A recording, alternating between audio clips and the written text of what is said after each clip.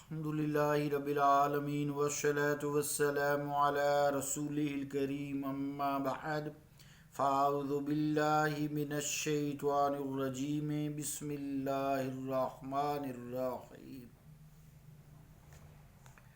وَقُلْنَا يَا آدَمُ اسْكُنْ أَنْتَ وَزَوْجُكَ الْجَنَّةَ وَكُلَا مِنْهَا رَغَدًا حَيْثُ شِئْتُمَا وَلَا تَقْرَبَا هَٰذِهِ الشَّجَرَةَ فَتَكُونَا مِنَ الظَّالِمِينَ فَأَزَلَّهُمَا الشَّيْطَانُ عَنْهَا فَأَخْرَجَهُمَا مِمَّا كَانَا فِيهِ وَقُلْنَا اهْبِطُوا بَعْضُكُمْ لِبَعْضٍ عَدُوٌّ وَلَكُمْ فِي الْأَرْضِ مُسْتَقَرٌّ وَمَتَاعٌ إِلَىٰ حِینٍ صدق اللہ العظیم۔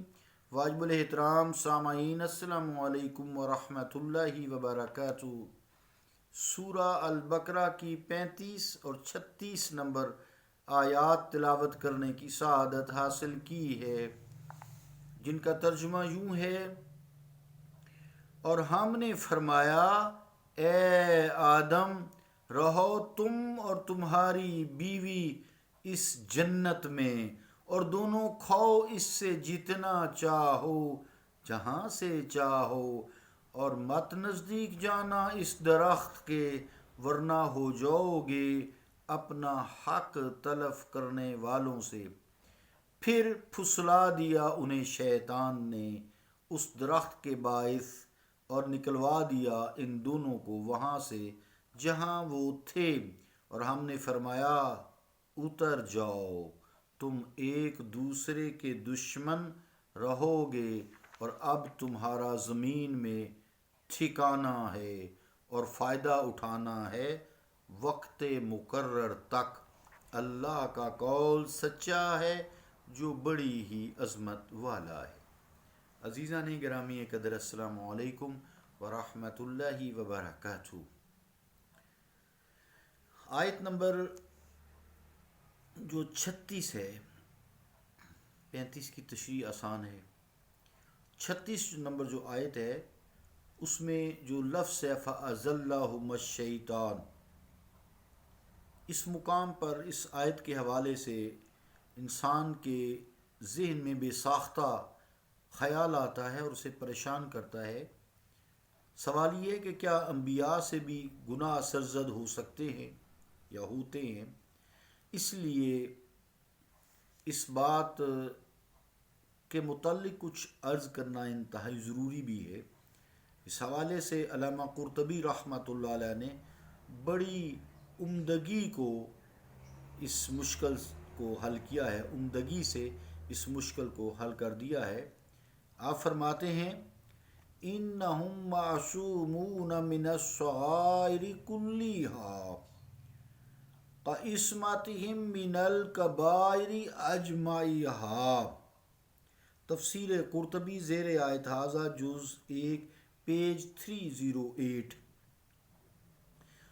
یعنی اس کے ساتھ جمہور علماء کا قول بھی ہے، یعنی مالکی، حنفی اور شافعی مسلک کے جمہور فقہاء کا یہ مذہب ہے کہ انبیاء جس طرح گناہ کبیرہ سے پاک ہوتے ہیں، اسی طرح صغیرہ گناہوں سے بھی وہ پاک ہوتے ہیں۔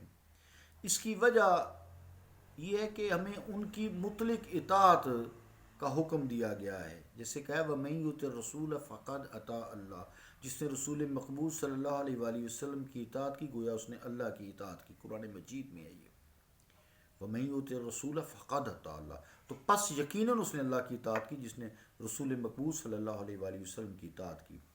اب یہ انسان سوچے کہ اگر ان سے گناہ کا ارتکاب ہو سکے تو پھر ان گناہوں کی اطاعت بھی امت کے لیے لازم آئے گی، اور پھر جو ہے اس سے تو سارا نظام دھرم بھرم ہو جائے گا۔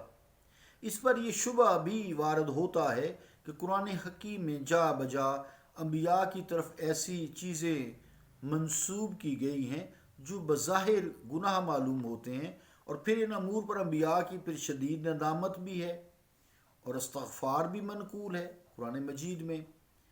تو یہ ایک شبہ پھر وارد ہوتا ہے۔ ایسے میں مطلق پھر عصمت کا قول جو ہے، عصمت کا قول کیوں کر ممکن ہو سکتا ہے؟ اس شبہ کا ازالہ بھی ہے، وہ یوں ہے کہ ایک چیز کو انسان جب ہمیشہ سے ذہن نشین رکھے، وہ یہ کہ کوئی فعل گناہ اس وقت تک ہوتا ہے جب کہ کسی کے حکم کی نافرمانی کا عزم یعنی ارادہ، پکا ارادہ اور قصد پایا جائے، نیت پائی جائے۔ اور اگر عزم اور قصد نہیں ہے بلکہ بے ارادہ بھول چوک ہو گئی ہے، یہ ایسا فعل سرزد ہو جاتا ہے جو بظاہر کسی کے حکم کے خلاف ہے، تو اسے گناہ نہیں کہتے، اور ایسے امور کا صدور عصمت انبیاء کے منافی نہیں ہے۔ اب آپ اس میں جو واقعہ بیان کیا گیا ہے حضرت آدم علیہ السلام کا، اسی پر ذرا غور فرمائیں۔ قرآن حکیم کی جو تعبیر ہے اس مسئلہ میں بھی نزاکت کو ملحوظ خاطر رکھے ہوئے ہے۔ یہاں یہ فرمایا فَأَزَلَّهُمَا الشَّيْطَانُ۔ اب عربی لغت کو اٹھائیے اور ذلہ کی تعریف کیجئے، لغوی تحقیق کیجئے۔ وہ یوں ہے کہ الذلۃ فی الاصل استرسال الرجل من غیر قصد۔ مفردات راغب، علامہ اصفہانی، صفحہ 381، لغت کی بڑی کتاب ہے۔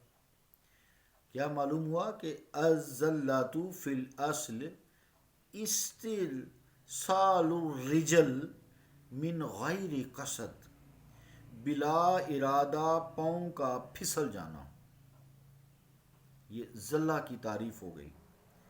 اور تمام اعمال کا دار و مدار نیتوں پر ہے، جیسا کہ حضور صلی اللہ علیہ وآلہ وسلم نے فرمایا ہے کہ انما الاعمال بالنیات، کہ تمام اعمال کا دار و مدار نیتوں پر ہے۔ اب جیسے انسان کیچڑ، مثال ایک دے رہا ہوں، انسان کیچڑ میں جاتا ہے، نئے کپڑے اس نے فرسٹ کلاس دھلے ہوئے پہنے ہیں، کیچڑ ہے، بارش ہوئی ہے، تو اس کا دل تو نہیں کرتا نا، اس کی نیت تو نہیں کہ میں پھسل کے اپنے کپڑے خراب کروں اور چوٹ لگوں، لوگوں کا تماشا بناؤں اور لوگ تماشا دیکھیں میرا، بچے ہنسیں، یقیناً اس کی نیت نہیں ہوتی۔ تو وہ کیچڑ میں پاؤں دبا دبا کر رکھتا ہے اور بڑی احتیاط سے رکھتا ہے، خوش جگہ کو بھی دیکھ کے، لیکن اچانک کسی جگہ پر ایسا پاؤں آ جاتا ہے جیسے کیلے کے چھلکے پہ آ جاتا ہے، تو وہ پھسل جاتا ہے۔ اس کا ارادہ تو نہیں تھا نا پھسلنے کا، پھسل گیا۔ اس کو قرآن مجید میں ذلہ کہتا ہے۔ قرآن مجید ذلہ فرماتا ہے کہ بغیر ارادہ کوئی چیز کا ہو جانا۔ دوسرے مقام پر قرآن مجید نے اس حقیقت کو بالکل جو ہے واضح الفاظ میں بیان فرما دیا ہے، فَنَاسِيَ وَلَمْ نَجِدْ لَهُ عَزْمًا۔ عزم کہتے ہیں پکا ارادہ کر لینا۔ فَنَاسِيَ وَلَمْ نَجِدْ لَهُ عَزْمًا، سورۃ طٰہٰ کی یہ 115 نمبر آیت ہے۔ یعنی حضرت آدم سے یہ حرکت یا بات بھول سے ہوئی، ان کا عزم و ارادہ اس میں ہرگز نہ تھا۔ جب تک عزیزان گرامی قدر کسی چیز کے بارے میں عزم اور ارادہ نہ ہو، وہ کام نہیں تسلیم کیا جاتا۔ جب تک عزم و ارادہ مفقود ہو، اس فعل کو گناہ نہیں کہا جا سکتا، وہ گناہ نہیں ہوتا۔ لیکن سنیے شعر سنیے، بود آدم دیدہ نور قدیم، بود آدم دیدہ نور قدیم، موئے در دیدہ بود کوہ عظیم۔ حضرت رومی رحمۃ اللہ علیہ، مولانا رومی، کیا کمال ہے، ترجمہ کیا شعر کا، یعنی آدم علیہ السلام تو نور قدیم کی آنکھ تھے، اور آنکھ میں اگر بال بھی گر جائے تو آنکھ کی نزاکت اس کو برداشت نہیں کر سکتی، بلکہ وہ ہلکا سا بال یہاں پہاڑ سے بھی بوجھل محسوس ہونے لگتا ہے۔ کیا روزمرہ سے آپ نے شعر بیان کیا ہے، ہر شخص میں دیکھیں کہ آنکھ میں ذرا سا کوئی چیز چلی جائے تو ایسے لگتا ہے جیسے پہاڑ چلا گیا ہے۔